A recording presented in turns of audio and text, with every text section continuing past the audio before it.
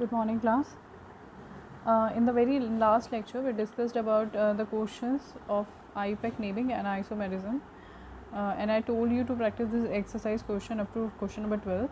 तो I hope कि आप सभी ने प्रैक्टिस कर लिए होंगे, तो एक बार इसको डिस्कस कर लेते हैं and then we will move on. See, the very first question says that you have to explain the coordination bonding in Werner's theory. तो Werner's theory हम लोग अभी पढ़ेंगे, हमने पढ़ी नहीं है. So this first question you would be able to attempt only once we are done with the Werner's theory. Second question पढ़ते हैं. FeSO4 solution was mixed with ammonium sulfate solution in 1:1 molar ratio.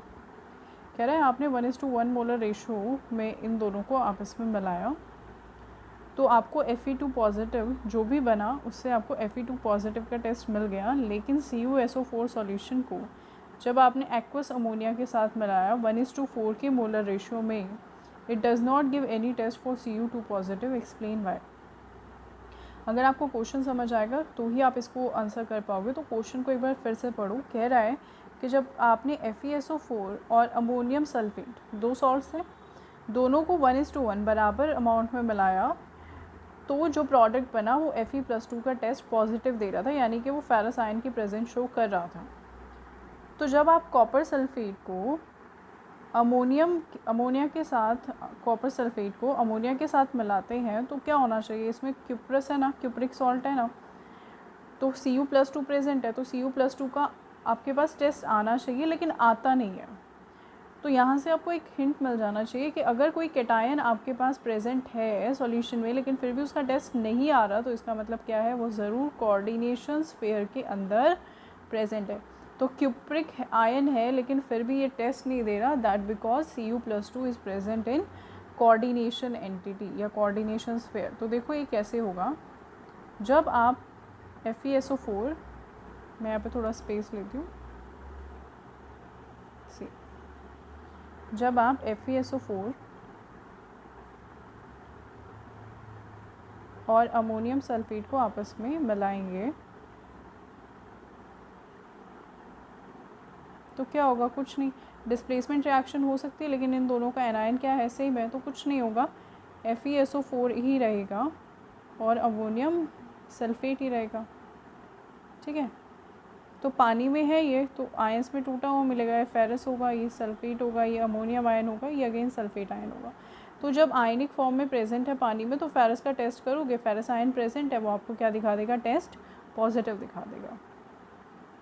लेकिन अब वो कह रहा है कि जब आप कॉपर सल्फेट को, मान लो आप कॉपर सल्फेट को पानी में भी डालते हो, तो क्या होगा, कॉपर के टेस्ट पॉजिटिव आएगा या नहीं आएगा. कॉपर के टेस्ट पॉजिटिव आ जाता है. लेकिन वो कह रहा है कि जब आपने इसको किस में डाला, आपने इसको अमोनिया में डाला, कॉपर का सोल्यूशन था, कॉपर सल्फेट का सोल्यूशन है.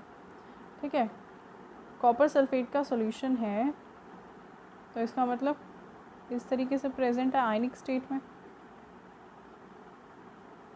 इस सोल्यूशन में आप डाल देते हो अमोनिया, और वो भी कैसे, 1:4 की रेशो में, कि अगर ये 1 प्रेजेंट है तो अमोनिया के 4 मोल प्रेजेंट है. आपको पता है अमोनिया पे लोन पेयर ऑफ इलेक्ट्रॉन्स होते हैं. ये पॉजिटिव एंटिटी मेटल, और ये क्या है, लीगेंड. आपको पता है मेटल और लीगेंड मिलके क्या बनाते हैं, वो बना लेते हैं कोऑर्डिनेशन कंपाउंड. तो क्योंकि यहाँ पर 1:4 की रेशो में प्रेजेंट है, तो 1:4 की रेशो में क्या बना लेंगे, कोऑर्डिनेशन कंपाउंड बना लेंगे, और ये आपके पास सॉल्ट बन जाएगा. इसको बैलेंस कौन करेगा, +2 को SO4. तो क्या बनेगा आपके पास बनेगा टेट्रा अमीन कॉपर 2 सल्फेट. तो क्योंकि यहाँ पर कोऑर्डिनेशन कंपाउंड की फॉर्मेशन हो रही है, और जो क्यूप्रिक आयन है that is enclosed in coordination entity, that is why it is not going to give you positive cupric test. तो ये बात हमने पढ़ी थी कि ये जो कोऑर्डिनेशन कंपाउंड्स हैं, इनका अगर आप टेस्ट करते हो मेटल आयन के लिए तो नेगेटिव आएगा, क्योंकि क्या होते हैं, ये कोऑर्डिनेशन एंटिटी के अंदर होते हैं और आयोनाइज नहीं होते. आपको एक्सप्लेन करना है एग्जाम्पल के साथ कोऑर्डिनेशन एंटिटी. तो आप बता दीजिएगा कि स्क्वायर ब्रैकेट के अंदर जो भी कंपाउंड या स्पीशी होती है उसको हम कोऑर्डिनेशन एंटिटी बोलते हैं. फॉर एग्जांपल आप लिख दो, ये वाला एग्जांपल कोई भी लिख दो आप, उसके अंदर दिखा देना ये क्या है हमारा कोऑर्डिनेशन एंटिटी. लीगेंड पूछा है, तो कोऑर्डिनेशन एंटिटी के अंदर मेटल आयन के साथ जो इलेक्ट्रॉन रिच स्पीशीज़ प्रेजेंट होती है, they may be neutral, they may be negatively charge, they are known as ligands. Example लिख देंगे आप. कोऑर्डिनेशन नंबर क्या होता है, द नंबर ऑफ लिगेंड्स या number of bonds formed by metal with ligands, तो वो क्या होगा उसका कोऑर्डिनेशन नंबर। फॉर एग्जांपल इसी के अंदर आयरन जो है वो 6 साइनाइड के साथ जुड़ा है एक एक बॉन्ड बना के, तो उसका कोऑर्डिनेशन नंबर क्या हो जाएगा 6। कोऑर्डिनेशन पॉलीहेड्रन हमने देखा था कि ये जो कोऑर्डिनेशन स्फीयर था ये अंदर स्क्वायर ब्रैकेट के अंदर ये जो होता है इसकी जो शेप होती है स्पेस के अंदर उसको हम क्या बोलते हैं कोऑर्डिनेशन पॉलीहेड्रन।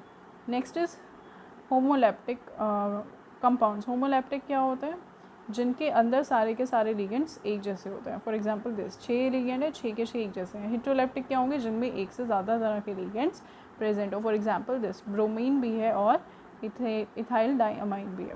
तो इस तरीके से क्या हो जाएगा हेटेरोलैप्टिक हो जाएगा। And make sure you have to give example also. तो एग्ज़ाम में आप यही गलती करते हैं, आप एग्जाम्पल नहीं देते। Next is what is meant by unidentate, didentate and ambidentate ligands.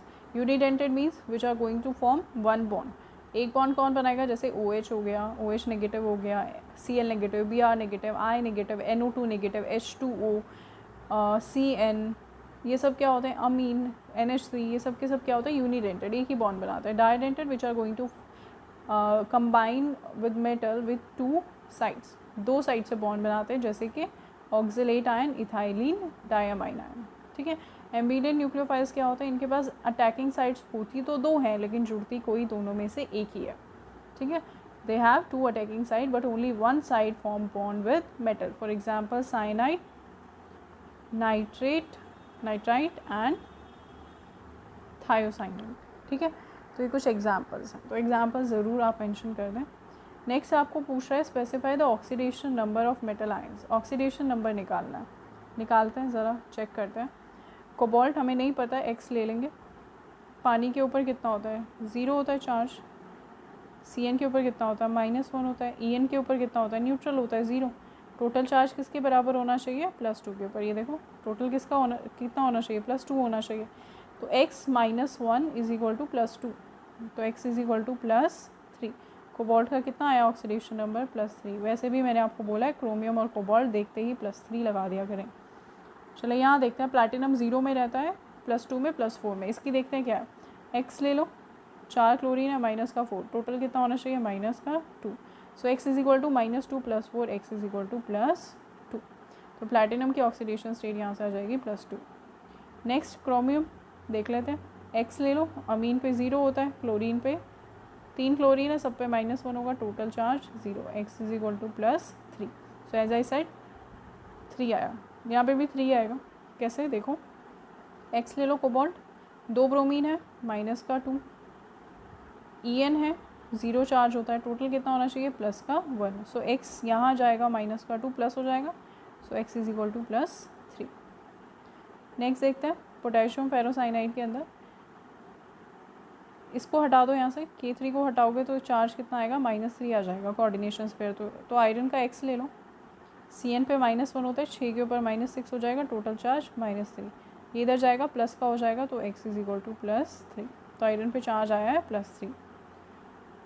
आपसे आयुपेक फॉर्मूला पूछा है और नाम दिया हुआ है, आई होप सभी से हो गया होगा। देख लेते हैं। Tetra hydroxo zincate, hydroxo OH 4 हैं, जिंकेट Zn, जिंकेट तो मतलब बाहर नेगेटिव चार्ज है। कितना नेगेटिव होगा ऑक्सीडेशन स्टेट से पता लगा लेते हैं।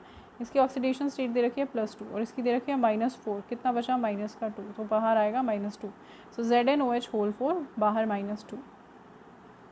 पोटेशियम टेट्राक्लोरिडो प्लैटिनेट, पैलिडेट, पोटेशियम है K लगा दें, टेट्राक्लोरिडो Cl4, पैलिडेट है तो पैलेडियम की बात हो रही है, Pd लगा दें। यहाँ पर कितने पोटेशियम होंगे पता चलेगा, यहाँ पर कितना चार्ज है उससे देख लेते हैं। पैलेडियम +2, क्लोरीन 4 है -4, टोटल चार्ज -2। इस -2 को बैलेंस करने के लिए यहाँ प्लस का 2 चाहिए, तो फॉर्मूला हो जाएगा K2PdCl4। Diammine dichlorido platinum 2, diammine NH3 hold, dichlorido Cl2, platinum Pt। +2 रखनी है ऑक्सीडेशन स्टेट, देख रहे हैं यहाँ कितना चार्ज रखना पड़ेगा +2। अमीन 0 होता है, क्लोरीन के ऊपर -2, ये चार्ज तो कितना हो गया 0 हो गया, तो इसके ऊपर कोई चार्ज नहीं आएगा, यहाँ 0 ही रहेगा। नेक्स्ट पोटेशियम टेट्रासाइनो निकेलेट, पोटेशियम के टेट्रासाइनो CN4 निकेलेट Na, निकल की ऑक्सीडेशन स्टेट दे रखी है +2, साइनाइड की -1 होती है, 4 की -4 बचेगा -2। इस -2 को बैलेंस करने के लिए बाहर प्लस का 2 चाहिए तो K2 हो जाएगा, K2 NiCN4। नेक्स्ट पेंटा अमीन नाइट्राइटो ओ कोबाल्ट, पेंटा अमीन, अमीन कितना है 5, तो NH3 5, नाइट्राइटो ओ तो ONO लिखेंगे, एक कोबाल्ट लगाया हुआ है, ऑक्सीडेशन स्टेट कितनी है +3, तो ये +3, ये तो न्यूट्रल होता है, ये -1 +3 -1 +2, तो बाहर स्क्वायर ब्रैकेट पे चार्ज आ जाएगा +2, आपको ज़रूर मेंशन करना है। नेक्स्ट देखिए हेक्सा अमीन कोबाल्ट सल्फेट, यहाँ पे देखें हेक्सा अमीन है तो NH3 6 हो जाएगा, कोबाल्ट हो जाएगा 3 सल्फेट, तो बाहर लगाए सल्फेट, देखते हैं कितने, ये +3 है, टोटल चार्ज कितना हो गया +3, क्योंकि अमीन पे तो चार्ज होता नहीं है, सल्फेट -2, बैलेंस करना है, क्रॉस मल्टीप्लाई करेंगे तो इसकी वैलेंसी इसके साथ मल्टीप्लाई हो जाएगी और स्क्वायर ब्रैकेट की वैलेंसी इसके साथ, तो क्या आ जाएगा आपके पास, मैं इसको अच्छे से लिख देती हूँ, आपके पास फॉर्मूला आ जाएगा ये CONH3 6 है ये 2 SO4 होल 3, तो ये इसका फॉर्मूला होगा। नेक्स्ट देखिए potassium tri oxalato chromate, potassium tri oxalato chromate है तो Cr, क्रोमेट +3, एक के ऊपर -2 चार्ज होता है, 3 के ऊपर -6, कितना हो गया -3 बचा, बैलेंस करने के लिए यहाँ पर 3 आएगा, तो फॉर्मूला क्या हो जाएगा K3 CrOX होल 3, तो ये आपका कोऑर्डिनेशन कंपाउंड हो जाएगा, ठीक है। ये क्या लिखा है मैंने, OX लिखा है, आप चाहो तो इसको C2O4 भी लिख सकते हो ऐसे करके, तो इसका फॉर्मूला है। Next is hexa amine platinum 4, hexa amine, so NH3 जो है वो 6 है, प्लैटिनम है, ऑक्सीडेशन स्टेट दे रखी है +4, तो +4 है, इसके ऊपर तो चार्ज 0 होता है, तो टोटल कितना हो गया +4, कोऑर्डिनेशन स्फीयर के बाहर +4 ही आएगा। Next let just see tetra bromido Br4 cuprate Cu, बाहर चार्ज देखना पड़ेगा कितना आएगा, कॉपर +2 में है, ब्रोमीन -1 में होता है, 4 के ऊपर -4 हो जाएगा तो -2, तो CuBr4 और बाहर क्या आ जाएगा -2। लास्ट देखिए पेंटा अमीन NH3 होल 5,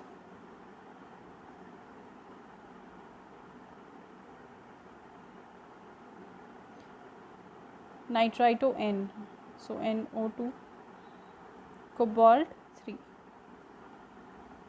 बाहर चार्ज देख लेते हैं, कोबाल्ट पे +3, अमीन पे 0 होता है, नाइट्रो पे -1, तो कितना हो गया +2, कोऑर्डिनेशन स्फीयर के ऊपर चार्ज आ जाएगा +2।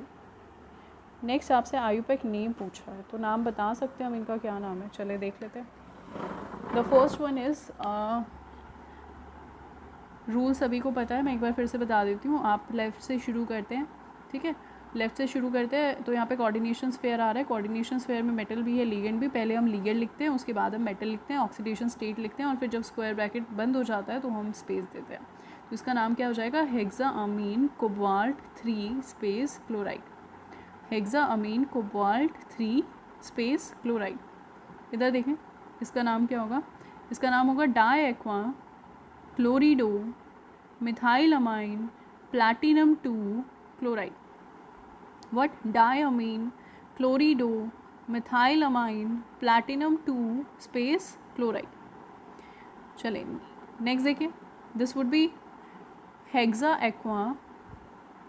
एक्वा टाइटेनियम ऑक्सीडेशन स्टेट +3, तो hexa aqua titanium 3।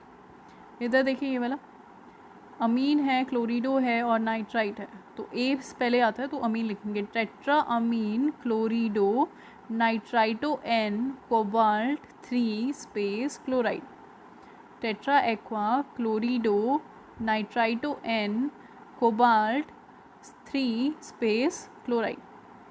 Next is hexa aqua manganese 2, क्या हो जाएगा, हेक्सा एक्वा मैंगनीज और इसकी ऑक्सीडेशन स्टेट 2। यहाँ पे देखें टेट्रा क्लोरिडो निकिल, लेकिन नेगेटिव चार्ज है तो निकिलेट हो जाएगा, so tetra chloro nickelate oxidation state will be 2, tetra chloro nickelate 2। Next देखें यहाँ पर, this would be hexa amine nickel 2 space chloride, nickel की ऑक्सीडेशन स्टेट क्या हो जाएगी यहाँ पर 2 हो जाएगी, so that would be hexa amine nickel 2 space chloride. और ये क्या हो जाएगा, ये हो जाएगा tris bracket ethane 1,2 diamine, tris ethane 1,2 diamine cobalt 3, and this would be tetra carbonyl nickel 0, nickel की ऑक्सीडेशन स्टेट क्या है इसमें 0, वहाँ निकिल और प्लैटिनम के आपको 0 ऑक्सीडेशन स्टेट में भी मेटल के कोऑर्डिनेशन कंपाउंड्स देखने को मिलेंगे, so it would be tetra carbonyl nickel 0। चलिए नेक्स्ट क्वेश्चन देखते हैं, list various isomerism possible for coordination compounds giving an example, कौन कौन से आइसोमेरिज्म वो शो कर सकते हैं, तो ये चीज़ हम थ्योरी में अच्छे से एक्सप्लेन कर चुके हैं। 2 तरह के होते हैं, structural isomers, geometrical stereo isomers. Structural में हमने 4 पढ़े, ज्योमेट्रिकल, सिस और ट्रांस, और ऑप्टिकल उनकी मिरर इमेजेस, तो ये सब आप उनको बता देंगे with example. Now next is that how many geometrical isomers can be present, geometrical isomers बताने हैं इसके, तो ये केस हम पहले भी स्टडी कर चुके हैं, सारे एक ही जैसे लिगेंड है, सिर्फ सिस बनेगा, ट्रांस बनता ही नहीं है, so only 1 geometrical isomerism would be present and that is सिस। इधर देखो 3 एक तरह के लिगेंड है, 3 एक तरह के लिगेंड, तो मैंने आपको बताया था फेशियल और मेरिडोनियल, सिस ट्रांस इसमें होता नहीं था, क्या बनता था फेशियल एंड मेरिडोनियल, 2 तरीके के इसमें आइसोमर्स बनते थे, तो इसीलिए ये 2 इसके ज्योमेट्रिकल आइसोमर्स बनेंगे। नेक्स्ट देखो it is asking about optical isomerism, इसी का ऑप्टिकल आइसोमेरिज्म है, तो मैंने भी आपको बताया सिस ही बनता है सिर्फ, सिस का आप ऑप्टिकल आइसोमर बनाओगे तो वो क्या होगा, ऑप्टिकली एक्टिव होगा, क्योंकि वो नॉन सुपर इम्पोजिबल होता है। लास्ट क्लास में भी मैंने आपको बताया था, और जब केस कंसिडर किया था तब तो हमने देखा था ही, तो ये इस तरीके से बनता है, तो जब आप इसको उठा के इसके ऊपर रखोगे तो ये सुपर इम्पोज नहीं होगा, ठीक है, नज़र आ रहा है ना, ये वाली साइड जो है वो यहाँ चली जाएगी, ये वाली साइड जो है वो यहाँ चली जाएगी, और ये वाली साइड जो है वो यहाँ आ जाएगी, तो ये नॉन सुपर इम्पोजेबल है, एक दूसरे के ऊपर इम्पोज नहीं हो रहे, तो मिरर इमेज होगी। नेक्स्ट देखो ये वाला स्क्वायर प्लानर है, आपको पता है स्क्वायर प्लानर ऑप्टिकली एक्टिव नहीं होते, इसे देखें क्या ये ऑप्टिकली एक्टिव होगा, देख लेते हैं। यार draw the structure of optical isomers, अच्छा आई एम रियली सॉरी, ये मैंने ध्यान से देखा नहीं, मैंने बस ये 2 लिगेंड देखे, 2 लिगेंड देखे, लेकिन ये तो क्या है बाइडेंटेड लिगेंड है, तो ज्योमेट्री तो ऑक्टाहेड्रल होगी, तो that won't be square planar, that would B क्या ऑक्टाहेड्रल, तो ऑक्टाहेड्रल में इसका सिस भी बन सकता है, ट्रांस भी बन सकता है, लेकिन हमने देखा था ट्रांस जो बनेगा वो बटरफ्लाई शेप का बनेगा और वो ऑप्टिकली एक्टिव नहीं होता, तो इसका सिर्फ जो सिस वाला होगा वो बनाना है, क्योंकि इसने बोला ऑप्टिकली एक्टिव वाला ही बनाना है, तो ऑप्टिकल एक्टिव वाला कौन सा होता है, सिस। तो यहाँ पे हम ले लेते हैं, ये एक EN ले लो, इधर ये एक EN ले लो, ये Cl, ये Cl, तो ये सिस हो गया। इसकी मिरर इमेज बनाओगे तो कैसे बनेगी, ये एक EN, ये दूसरा EN, ये Cl और ये Cl, तो इसको उठा के जब आप इसके ऊपर रखोगे तो यहाँ पर EN आएगा, यहाँ पे दूसरा EN आएगा, यहाँ पे Cl और यहाँ पर Cl, तो सुपर इम्पोज नहीं हो रही है, तो ये ऑप्टिकली एक्टिव हो जाएगी। चलें इसको बना के देख लेते हैं, ये भी सेम है, थोड़ा सा ही डिफरेंस है बस।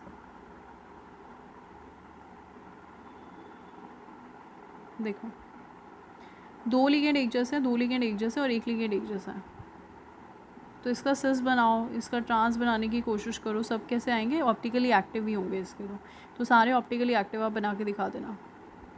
तो ये NH3 है, ये NH3 है, ये आपके पास Cl है, दूसरा Cl है और ये EN है, तो ये हो गया सिस।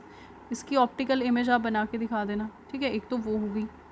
दूसरा क्या हो सकता है, ट्रांस में अगर प्रेजेंट हो तो भी ये क्या होगा, ऑप्टिकली एक्टिव। यहाँ पर NH3 हमने किया है ये, ठीक है, जो जनरल वाले करवाए हुए हैं वहीं पर लिखा हुआ है। Cl हो गया और ये हो गया, तो ये भी क्या होगा, ऑप्टिकली एक्टिव होगा। इसके अलावा अगर Cl ट्रांस पर चला जाए और NH3 ऐसे प्रेजेंट हो तो ये भी क्या होगा, ऑप्टिकली एक्टिव होगा। तो ये 3 ऑप्टिकल आइसोमर्स बनेंगे इसके, इन सब की मिरर इमेज बना के आप दिखा देंगे उसको, ठीक है। आई होप क्लियर हो रहा होगा। थोड़ा लिखने में क्लैरिटी नहीं आ रही है, आई नो, लेकिन फिर भी आई गेस समझ आ रहा होगा आप लोगों को, ठीक है। तो इस तरीके से आप इसको ऑप्टिकल आइसोमर्स बना के दिखा देंगे। चलो नेक्स्ट क्वेश्चन देखते हैं। That draw all geometrical and optical isomers.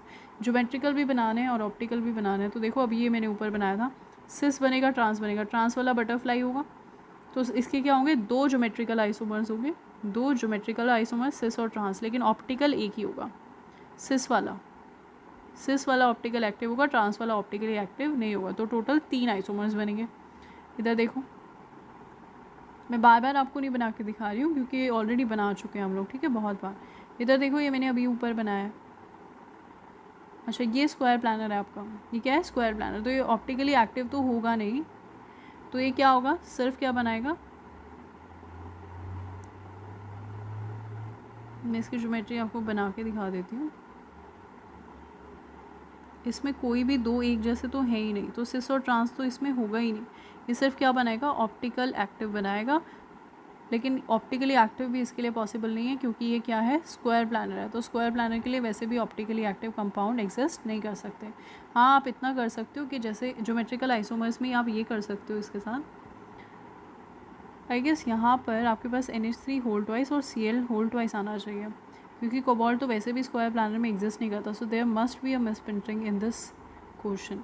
इस क्वेश्चन को मैं कंफर्म करती हूँ, कभी कभी बुक्स के अंदर मिसप्रिंटिंग हो जाती है। तो ये यहाँ पर 2 आएगा और यहाँ पर भी 2 आएगा, ठीक है। और ये बिल्कुल वही केस है जो भी हमने ऊपर किया है। ये देखो, अभी ऊपर बनाया था हीरा, यहाँ पर क्रोमियम था, नीचे कोबाल्ट है, तो सेम है ये, जो भी मैंने बनाया था वही है ये। तो इसके क्या बनेंगे, इसके एक सिस बनेगा और 2 ट्रांस बनेंगे और तीनों ही ऑप्टिकली एक्टिव होंगे, ठीक है। तो 3 ज्योमेट्रिकल आइसोमर्स होंगे और 3 ही ऑप्टिकल आइसोमर्स होंगे। तो टोटल कितने बनेंगे, 6 बनेंगे। चलें इसको देख लेते हैं। अच्छा, okay, I am really sorry, मैं देख ही नहीं रही हूँ ठीक से। ओके, या इट वॉज माई मिस्टेक, मैंने इसको ध्यान से नहीं देखा। यहाँ पे EN1 नहीं है, यहाँ पे EN2 है, एंड दैट मेक सेंस। या इसको क्वेश्चन को देख लो, कंसिडर करते हैं। देखो मैं बना के दिखा देती हूँ आपको। EN2 है, तो हो सकता है EN ट्रांस हो जाए ऐसे करके। यहाँ क्या आएगा, NH3 और यहाँ क्या आएगा, Cl। तो बटरफ्लाई शेप में बनाते थे हम ट्रांस। क्या ये ऑप्टिकली एक्टिव होगा? अभी तक आपने देखा इनएक्टिव होता था बटरफ्लाई, क्योंकि ये और ये कंपाउंड सेम होते थे, तो ये एक दूसरे के ऊपर ओवरलैप कर जाते थे। लेकिन क्या अभी होगा ये? बिल्कुल, ये अभी भी ऑप्टिकली इनएक्टिव ही होगा, क्योंकि देखो इसकी मिरर इमेज बनाओगे तो इस तरीके से बनेगी। जब आप इसको उठा के इसके ऊपर रखोगे तो NH3 के ऊपर NH3 आएगा, Cl के ऊपर Cl आएगा, En के ऊपर En आएगा, तो ये ऑप्टिकली एक्टिव नहीं होगा। तो ये तो हो गया इसका ट्रांस, ठीक है। ज्योमेट्रिकल आइसोमर पूछा था, तो ज्योमेट्रिकल आइसोमर ट्रांस तो बन गया, लेकिन ये ऑप्टिकली एक्टिव नहीं है। सिस देख लेते हैं, सिस भी बनाते हैं इसका हम, दोनों En को साथ रखते हैं। चलो, ये एक En, ये दूसरा En, ये आपका NH3 हो गया, ये आपका Cl हो गया। इसकी मिरर इमेज बनाइए। En आप पॉज करके पहले बना लो, उसके बाद चेक कर लेना, खुद से मुझे बताना ये ऑप्टिकली एक्टिव होगा या नहीं। अच्छा चलो ठीक है, मैंने तो बना लिया, मैं देख लेती हूँ। मैं इसको इसके ऊपर रख के देखूँगी, तो यहाँ पर क्या आ जाएगा, En, यहाँ पे दूसरा En, यहाँ पे मेरा NH3 आएगा, यहाँ पे Cl आएगा, सुपर इम्पोज नहीं हो रहा। तो यानी कि इस केस के लिए क्या होगा, 2 ज्योमेट्रिकल आइसोमर्स होंगे, सिस और ट्रांस, और एक ऑप्टिकल आइसोमर होगा। सिस वाला ऑप्टिकली एक्टिव होगा, ट्रांस वाला ऑप्टिकली एक्टिव नहीं था, तो ये केस बन जाएगा। चले, जो मैं आपको बोल रही थी वो नेक्स्ट केस यहाँ पे लिखा ही हुआ है इसमें, 2 NH3, 2 Cl और 1 En, ये भी हम ऊपर करके ही आए हैं। हो सकता है सबके सब सिस हो, En तो खैर रहेगा ही ऐसे, NH3 सिस है तो साथ साथ आ जाएगा। इसकी मिरर इमेज आप बना के देखना, ऑप्टिकली एक्टिव होगी, तो ये ऑप्टिकली एक्टिव है। नेक्स्ट देखो, ट्रांस हो सकता है। ट्रांस में भी 2 सिचुएशन है। हो सकता है एक बार आपका Cl ट्रांसफ़र चला जाए, और हो सकता है कि एक बार आपका NH3 ट्रांसफ़र चला जाए। दोनों ही केस में जो मिरर इमेज बनेगी वो ऑप्टिकली एक्टिव होगी। अभी ऊपर देखा था, तो इसके 3 ज्योमेट्रिकल आइसोमर्स होंगे और 3 ऑप्टिकल आइसोमर्स बनेंगे, तो टोटल 6 आइसोमर्स हो जाएंगे इसके। ठीक है, चलो नेक्स्ट क्वेश्चन देखते हैं। Right all the geometrical isomers of this. ये केस मैंने आपको बताया था इंपॉर्टेंट है, बहुत बार पूछता है। How many of these will exhibit optical isomerism. देखो पहली बात तो ये है कि प्लैटिनम है, 4 लिगेंड है, स्क्वायर प्लानर ज्योमेट्री इसकी होगी, और इसमें ऑप्टिकल आइसोमेरिज्म नहीं होता क्योंकि स्क्वायर प्लानर में क्या होता है, प्लेन ऑफ सिमेट्री, तो it won't show any optical isomerism. इसके स्ट्रक्चर हम देख लेते हैं। ऑल्दो पहले हम डिस्कस कर चुके हैं। एक NH3 लगा है, एक Br लगा है, एक Cl लगा है और एक पिरिडीन लगा हुआ है। तो इसके स्ट्रक्चर बनाने के लिए मैंने आपको बोला था लेफ़्ट टॉप को आप फिक्स कर दो और इन दोनों को स्वैप करा दो, तो क्या बनेगा, NH3 अपनी जगह पर रहेगा, Cl की जगह पर अब Br आ गया है और Br की जगह पर Cl चला जाएगा।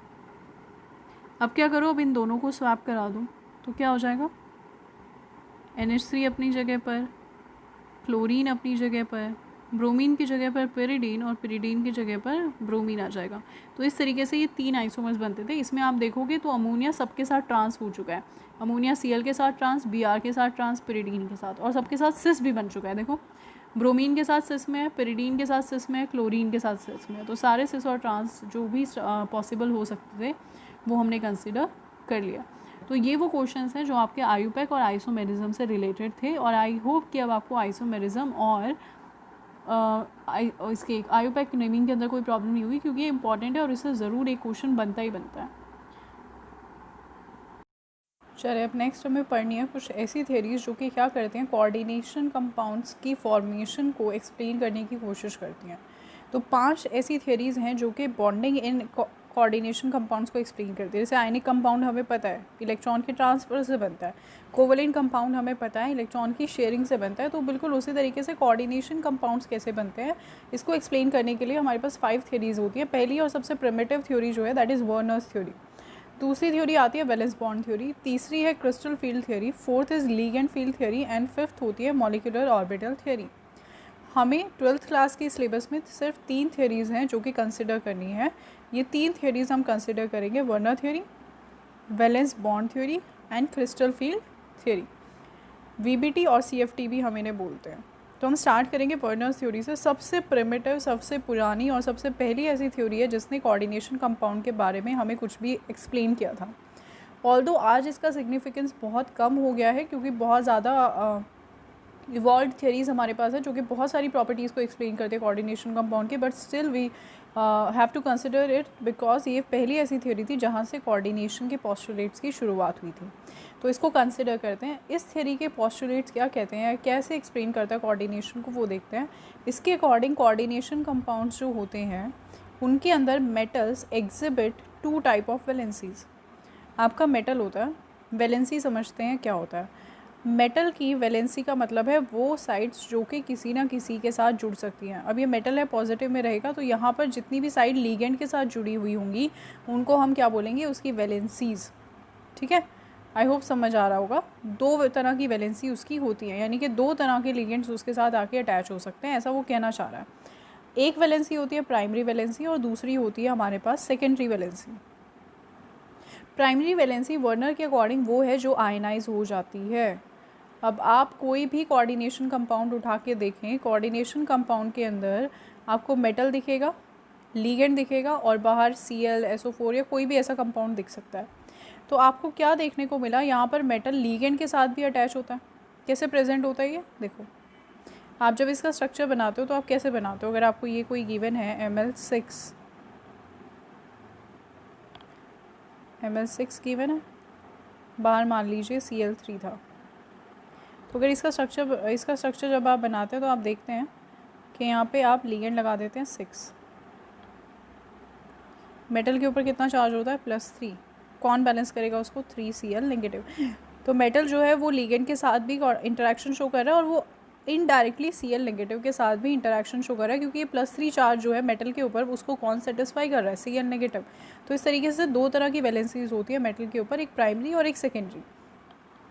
प्राइमरी वैलेंसी को वर्नर ने बोला वो होती है जो आयनाइजेबल होती है, दैट मीन्स जो कोऑर्डिनेशन स्फीयर के बाहर प्रेजेंट होती है, क्योंकि आयनाइज तो वही हो सकते हैं जो अंदर लिगेंड लगे हुए हैं, हमें पता है पानी में डालने पर वो तो आयनाइज होते नहीं हैं, तो उनको तो हम नहीं बोल सकते। तो प्राइमरी जो वैलेंसी होती है आपने देखा है वो इस तरीके से भी हो सकती है, जैसे यहाँ पर है K4FeCN6। तो अगर आपसे पूछा जाए इसकी प्राइमरी वैलेंसी कौन सी है भाई, तो आयनाइज होने के बाद क्या मिलेगा आपको, K4, तो ये इसकी प्राइमरी वैलेंसी है। या फिर इसी तरीके से आपसे पूछ लिया जाए इसके बारे में,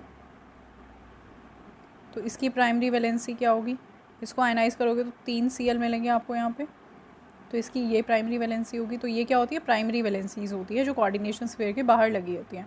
अब सेकेंडरी वैलेंसी कौन सी होती है, secondary valency correspond to the coordination number. Coordination number का मतलब क्या है, मेटल ने कितने लिगेंड्स के साथ बॉन्ड बनाई है, जैसे कि मैंने अभी Ml6 लिखा था, तो मेटल ने ऑक्टाहेड्रल के अंदर 6 बॉन्ड लिगेंड के साथ ही बनाई हुई थी, तो ये क्या होगी इसकी सेकेंडरी वैलेंसी, जो मेटल के साथ डायरेक्टली अटैच है या कोऑर्डिनेशन स्फीयर के अंदर है। और क्योंकि ये कोऑर्डिनेशन स्फीयर के अंदर प्रेजेंट होती है तो इसीलिए क्या होती है, नॉन आयनाइजेबल। तो दो तरह की वैलेंसी आपको बता दिया वर्नर ने, एक प्राइमरी होती है एक सेकेंडरी होती है। प्राइमरी वैलेंसी वो होती है जो कि आयनाइजेबल होती है, यानी कि ये, और सेकेंडरी वैलेंसी होती है जो अंदर की तरफ लगी होती है और वो आयनाइज नहीं होती। So this is going to be your secondary valency and primary valency is going to be this. ठीक है, अब देखो नेक्स्ट पॉस्टुलेट कहता है that every atom metal atom has fix secondary valency, उसकी सेकेंडरी वैलेंसीज फिक्स होती है। इस बात का मतलब क्या हुआ भाई, आपको पता है कि कोई भी metal fix number of bonds बना सकता है। जैसे आपको पता है प्लैटिनम है 4 ही बॉन्ड बनाएगा, निकल 4 बॉन्ड बनाता है क्योंकि उनके पास S और P ऑर्बिटल है, राइट, D ऑर्बिटल उनके पास होता नहीं है, तो इसीलिए वो S और P का इस्तेमाल होता है, लेकिन उसमें इलेक्ट्रॉन्स को एकोमोडेट नहीं करते, तो इसीलिए वो 4 ही बॉन्ड बनाते हैं। क्रोमियम, कोबाल्ट, मैंगनीज, जिंक वगैरह आपको पता है 6 बॉन्ड्स बनाते हैं, तो उनकी जो वैलेंसीज हैं वो फिक्स है। क्रोमियम पता है हमें 6 लिगेंड्स के साथ जुड़ेगा, निकल हमें पता है 4 लिगेंड के साथ जुड़ेगा, प्लैटिनम हमें पता है 4 के साथ जुड़ेगा, प्लैटिनम 4 के साथ जुड़ेगा। तो इस तरीके से हमें इनकी वैलेंसीज का पता होता है, यानी कि इनके जो कोऑर्डिनेशन नंबर होता है, इसका जो सेकेंडरी वैलेंसी होती है वो क्या होती है, फिक्स। प्राइमरी वैलेंसी फिक्स हालांकि नहीं होती है। प्राइमरी वैलेंसी कैसे पता चलती है हमें, देखो ये मैंने जो बाहर आपको लगाया है ना Cl3, ये मैंने कैसे लगाया, मैंने कैसे डिसाइड किया था कि प्राइमरी वैलेंसी 3 होगी, क्योंकि मुझे पता है क्रोमियम +3 में रहता है, क्रोमियम +3 में रहेगा, यहाँ 6 माइनस का है, टोटल कितना हो गया -3। -3 को बैलेंस करने के लिए हमें क्या चाहिए, +3 चाहिए, तो इसके ऊपर चार्ज -3 आएगा, बैलेंस करने के लिए हमें +3 चाहिए, तो यहाँ पे K3 आएगा, पीछे नहीं आगे की तरफ आएगी वैलेंसी, तो ये क्या हो जाएगा K3। तो मैंने कैसे डिसाइड किया प्राइमरी वैलेंसी का, प्राइमरी वैलेंसी को डिसाइड करने वाला कौन था, इनकी ऑक्सीडेशन स्टेट, और इसकी ऑक्सीडेशन स्टेट को कौन डिसाइड करेगा, Cn। ठीक है, तो यहाँ से हमें पता चलता है कि प्राइमरी वैलेंसी क्या होगी। तो प्राइमरी वैलेंसी कभी भी फिक्स नहीं होती, वो चेंज होती रहती है डिपेंडिंग अपॉन आपके कोऑर्डिनेशन स्फीयर पर कितना चार्ज आ रहा है। ये पॉइंट को समझना बहुत इंपॉर्टेंट है। कह रहा है primary valencies are satisfied by negative ions, whereas secondary valencies are satisfied by either negative और न्यूट्रल मॉलिक्यूल्स। तो आई गेस ये सभी को क्लियर होगा। कह रहा है कि जो सेकेंडरी वैलेंसीज होती हैं, यानी कि जो डायरेक्टली अटैच होती हैं, ये वाली, ये किसके थ्रू सेटिस्फाइड होती है, कौन सी स्पीशीज सेकेंडरी वैलेंसी बन सकती है, या तो उनके पास क्या हो नेगेटिव चार्ज, या फिर वो क्या हो न्यूट्रल। न्यूट्रल है तो लोन पेयर ऑफ इलेक्ट्रॉन होगा, तो हमें पता है लिगेंड क्या होते हैं, इलेक्ट्रॉन रिच स्पीशीज़ होती हैं, they can be either negatively charge और they can either have lone pair of electron. तो इसीलिए ये बात सही है कि सेकेंडरी वैलेंसी को कौन सेटिस्फाई करेगा, या तो नेगेटिव चार्ज मॉलिक्यूल या फिर neutral molecule. Primary valency although is always and always satisfied by negative ions, ये हमेशा कौन सेटिस्फाई करेगा, नेगेटिव आयन सेटिस्फाई करेंगे। ठीक है, तो ये देखो यहाँ पर क्या लगा है Cl3, तो यहाँ पे क्या है Cl नेगेटिव है, तो ये क्या हो जाएगा हमारा प्राइमरी वैलेंसी और क्या है नेगेटिवली चार्ज। अब देखो जब मैं पढ़ाई करती थी तो मुझे मतलब आई डोंट नो कि आप लोगों में से कितने लोगों के दिमाग में ये बात आई होगी, लेकिन मेरे दिमाग में मुझे एक कन्फ्यूजन जब थी वो ये थी कि अगर मैं ये वाला कंपाउंड ले लूँ,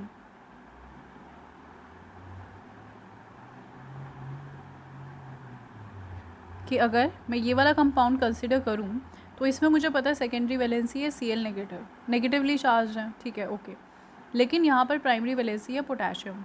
पोटेशियम क्या होता है, पोटेशियम पे तो पॉजिटिव चार्ज होता है, और यहाँ पर लिखा है कि primary valency is always satisfied by negative ions, लेकिन यहाँ इसकी प्राइमरी वैलेंसी क्या है, पॉजिटिवली चार्ज है। तो ऐसे केसेस में हम कैसे कह सकते हैं कि प्राइमरी वैलेंसी को नेगेटिव चार्ज सेटिस्फाई कर रहा है, यहाँ तो पॉजिटिव चार्ज है। डाउट आ रहा है ना? तो देखो इसका एक्चुअल होता क्या है, बुक्स वगैरह मैंने रेफ़र करने की कोशिश की थी लेकिन तब मुझे मिला नहीं था। लेटर ऑन जब हम लोगों ने हायर स्टडीज़ की, then I came to figure out कि ऐसा होता क्यों है। कि देखो पोटेशियम जो है यहाँ पर पॉजिटिव वैलेंसी ये है, लेकिन इसकी वजह से इस कोऑर्डिनेशन स्फीयर पर क्या आएगा, नेगेटिव चार्ज आएगा। ठीक है, पोटेशियम खुद तो पॉजिटिव है, लेकिन इसने क्या किया, इस कोऑर्डिनेशन स्फीयर पे यानी कि मेटल के एंटिटी के ऊपर क्या ला दिया, नेगेटिव चार्ज। तो प्राइमरी वैलेंसी या तो डायरेक्ट नेगेटिव आयन खुद हो सकती है, जैसे कि Cl थी पिछले वाले केस में, तो या तो खुद नेगेटिव हो सकती है या उसकी वजह से नेगेटिव चार्ज आएगा। तो इसीलिए primary valencies are satisfied by negative ions. तो भले ही आपकी प्राइमरी वैलेंसी यहाँ देखने में पॉजिटिव है, लेकिन इसकी वजह से क्या आ रहा है, नेगेटिव चार्ज जनरेट हो रहा है एंटिटी के ऊपर। इसीलिए यहाँ पर लिखा है दैट नेगेटिव आयंस के थ्रू ही प्राइमरी वैलेंसी सेटिस्फाई होती है। लास्ट पॉस्टुलेट देखते हैं, जो सेकेंडरी वैलेंसीज होती है, they are always directed towards a fixed position in space and this leads to definite geometry of coordination compound, thus these determine the stereochemistry of the complex. कहने का क्या मतलब है भाई, देखो Ml6 है मान लो आपके स्क्वायर ब्रैकेट के अंदर, ठीक है, तो ये आपकी सेकेंडरी वैलेंसी है, 6 लिगेंड है। तो ये बात फिक्स होती है कि अगर कोई भी मेटल को या कोई भी एटम को 6 बॉन्ड बनानी है, तो ये फिक्स है कि 6 बॉन्ड के लिए उसकी ज्योमेट्री पर्टिकुलर होनी चाहिए, और वो क्या होती है, ऑक्टाहेड्रल। तो ये बात तय है कि अगर उसे 6 बॉन्ड बनानी है तो उसकी जो पॉलीहेड्रन होगा या उसकी जो बॉन्ड्स बनेंगी या उसकी जो सेकेंडरी वैलेंसीज होंगी वो एक पर्टिकुलर डायरेक्शन में ही अलाइन होंगी, उसके अलावा वो कहीं और से नहीं आ सकती। तो ऑक्टाहेड्रल अगर उसको शेप बनानी है तो वो इसी तरीके से आएंगी, एक अबव द एक्सिस, एक बिलो द एक्सिस आएगी, और बाकी चारों क्या होंगी, इन बिटवीन एक्सिस प्रेजेंट होंगी। तो इसी तरीके से सेकेंडरी वैलेंसीज अलाइन हो सकते हैं, इसके अलावा कोई और अरेंजमेंट से आप ऑक्टाहेड्रल नहीं बना सकते। तो इसीलिए उसने बोला कि इनकी जो पोजीशन होती है स्पेस में वो फिक्स होती है, ठीक है। और जाहिर सी बात है कि इन्हीं से आप डिसाइड करते हो, इसी वैलेंसी से आप डिसाइड करते हो, सेकेंडरी वैलेंसी ही आपके कोऑर्डिनेशन कंपाउंड की शेप डिटरमाइन करती है, ये तो शेप डिटरमाइन करते ही नहीं है। तो सेकेंडरी वैलेंसी ही आपका शेप डिटरमाइनिंग फैक्टर होता है किसी भी कंपाउंड का।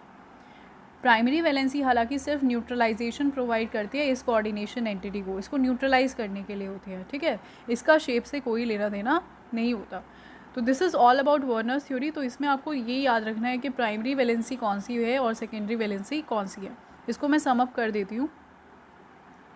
वर्नर के अकॉर्डिंग जो कोऑर्डिनेशन स्फीयर के बाहर जो वैलेंसी प्रेजेंट है, डजेंट मैटर आगे की तरफ है या पीछे की तरफ है, वो क्या होती हैं, प्राइमरी वैलेंसीज होती हैं, ठीक है, या तो आगे की तरफ या पीछे की तरफ, जहाँ भी होगी प्राइमरी वैलेंसी। और जो अंदर प्रेजेंट होते हैं ये क्या होते हैं, सेकेंडरी वैलेंसी होती है। सेकेंडरी वैलेंसी पॉजिटिव नेगेटिव भी हो सकती है और न्यूट्रल भी हो सकती है, लेकिन जो प्राइमरी वैलेंसी होती है उसकी वजह या तो वो खुद नेगेटिव होगी या उसकी वजह से नेगेटिव चार्ज आएगा, ठीक है। तो आपकी primary valency is always satisfied by negative charge. इसके अलावा उसने बोला कि आपकी जो ये होती है सेकेंडरी वैलेंसी हर मेटल के लिए फ़िक्स होती है। और चौथी बात जो उसने बोली थी वो ये कि सेकेंडरी वैलेंसी ही किसी भी कंपाउंड की शेप को डिटरमाइन करती है। तो सेकेंडरी वैलेंसी क्योंकि एक पर्टिकुलर शेप और पोजीशन से अलाइन होती है, तो इसीलिए वो कंपाउंड की क्या करती है, ज्योमेट्री को डिसाइड करती है ना। अब हम इसके कुछ क्वेश्चंस देख लेते हैं, वर्नर थ्योरी के क्वेश्चंस। देखो जो कि हमने यहाँ पे डिस्कस किया था, explain bonding in coordination compound in terms of Werner's postulate. तो वर्नर पोस्टुलेट के अकॉर्डिंग हम कैसे डिफाइन करेंगे कोऑर्डिनेशन कंपाउंड में बॉन्डिंग को। उसने कहा था वर्नर पोस्टुलेट के according are metal is bonded with 2 type of valencies, one is primary and another is secondary. तो 2 तरह की वैलेंसीज होती हैं, जो डायरेक्टली अटैच होती है they are known as secondary valency, और जो उनको सेटिस्फाई करती है they are known as primary valency. तो इस तरीके से आप उसके पोस्टुलेट लिख के इस बात को एक्सप्लेन कर सकते हैं। इंटेक्स्ट क्वेश्चन भी इस पर पूछा हुआ है, वो भी कंसिडर कर लेते हैं हम लोग। I guess the very first question concern Werner's theory. Yes, over here this is an example, ये देख लेते हैं। On the basis, it says that on the basis of following observation made with aqueous solution assigns secondary valence to metal of the following compound। आपको बताना है इनकी secondary valency क्या होगी। ये देखो, अब पैलेडियम है, पैलेडियम आपको पता है 4 लिगेंड यहाँ पे दिए हुए हैं NH3, तो इनके साथ जुड़ेगा तो क्या बनाएगा। अच्छा ओके, फॉर्मूला गिवन है और आपको बोला है, ये नहीं देखा हम लोगों ने, यहाँ पे देखो, moles of AgCl precipitated per mole of the compound with excess AgNO3। कह रहा है इसके ऊपर आपने AgNO3 डाला तो आपको इतने मोल AgCl के मिले, यानी कि इतने Cl खा चुका है यहाँ से, 2 Cl थे, 2 मोल AgCl के मिले, यानी कि दोनों Cl गायब हो गए। तो प्लैटिनम कितने अमोनिया के साथ जुड़ेगा, 4 के साथ, तो उसकी सेकेंडरी वैलेंसी क्या हो जाएगी, 4। यहाँ पे देखो 2 मोल AgCl के मिले, 2 ही क्लोरीन थे, दोनों खत्म हो गए, 6 पानी के मॉलिक्यूल बचे, तो निकल 6 वाटर मॉलिक्यूल से जुड़ेगा, सेकेंडरी वैलेंसी हो जाएगी 6। 0 मिले हैं तो सारे क्लोरीन यहीं रहेंगे, तो जो आपका प्लैटिनम है वो Cl से भी जुड़ेगा और HCl से भी जुड़ेगा। तो 4 Cl है, 2 HCl है, टोटल कितने हो गए 6। तो प्लैटिनम की वैलेंसी हो जाएगी 6। यहाँ पर देखें एक AgCl मिला है तो एक क्लोरीन चला गया, कितने बचे 2 क्लोरीन और 4 अमोनिया, कितने हो गए 6। तो कोबाल्ट की सेकेंडरी वैलेंसी हो जाएगी यहाँ पर 6। यहाँ पर 0 मिले हैं तो दोनों क्लोरीन यहीं रहेंगे, दोनों अमोनिया यहाँ रहेंगे, प्लैटिनम की सेकेंडरी वैलेंसी विल बी 4। तो इस तरीके से आपको प्राइमरी और सेकेंडरी वैलेंसीज़ का पता होना चाहिए। सो this is what Werner told us about, उसके बारे में यहाँ पे लिखा हुआ है, तो आप उसके बारे में पढ़ सकते हैं, वर्नर्स के बारे में। सो this is all about Werner's theory class. यहाँ तक हम लोग आज डिस्कस करेंगे, कल हम लोग नेक्स्ट थ्योरी पे चलेंगे, that is valence bond theory. तो आज आपका यही काम रहेगा कि आज जितना हम लोगों ने आपके जो भी डाउट थे आयुपैक और आइसोमेरिज्म के, अगर वो अब सॉल्व हो गए हैं तो उन क्वेश्चन को आप दोबारा से करके देखेंगे, अब उनमें आपको कोई भी प्रॉब्लम नहीं होनी चाहिए। साथ ही साथ आप प्राइमरी और सेकेंडरी वैलेंसी कोई भी कॉम्प्लेक्स उठा लो और उसके अंदर चेक करो कितनी सेकेंडरी वैलेंसीज़ हैं और कितनी प्राइमरी वैलेंसीज़ हैं। तो आज के लिए हम लोग इतना ही करेंगे। That's it for today class, thank you.